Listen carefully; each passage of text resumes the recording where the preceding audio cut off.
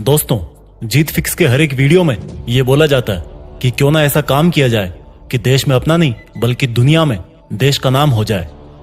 तो इस 3 मिनट के वीडियो में मैं आपको एक ऐसा तरीका बताने वाला हूं जिससे दुनिया में देश का नाम हो सकता है।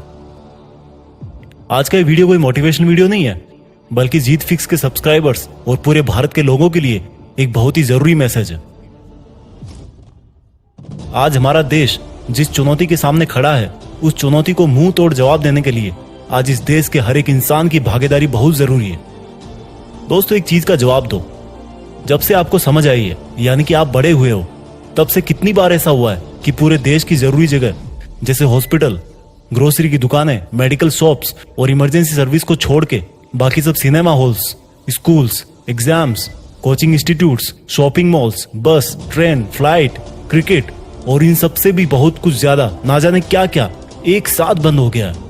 इस वीडियो का मकसद आपको डराना बिल्कुल नहीं है, बल्कि आपको जागरूक करना है कि जिस कोरोना वायरस की चुनौती के सामने दुनिया के कुछ बहुत बड़े विकसित कंट्रीज भी बेबस है, उन कंट्रीज के सामने क्यों ना भारत की एक विजेता के रूप में मिसाल पेश की जाए। पूरी दुनिया को दिखाया जाए कि हमारा देश हर चुनौती का सामना करने को तैयार है, उसको हराने को तैयार है। अगर इस कोरोना वायरस को हम हराने में सफल हो गए तो पूरी दुनिया हमसे बहुत कुछ सीखेगी। मैं आपसे हर वीडियो में बोलता हूं कि कुछ ऐसा काम करो जिससे देश में अपना नहीं बल्कि दुनिया में देश का नाम हो। जीत फिक्सर्स, आज वो घड़ी आ गई है जब हमें इस जिम्मेदारी को पूरी ईमानदारी से निभाना है और एक मिसाल पेश करनी है। क्योंकि सारी दुनिया सोच तो रही होगी कि ऐसा हो ही नहीं सकता कि जिस भारत की जनसंख्या 130 करोड़ से भी ज्यादा है, उसमें कोरोना के इतने कम पेशेंट कैसे हो सकते हैं। और जब कोई ऐसे हमारी कैपेबिलिटीज पे शक करता है तो फिर उसका जवाब देने की जिम्मेदारी इस देश के हर एक नागरिक की होती है। अब आप सोच रहे होंगे कि दुनिया में देश का नाम कैसे करें।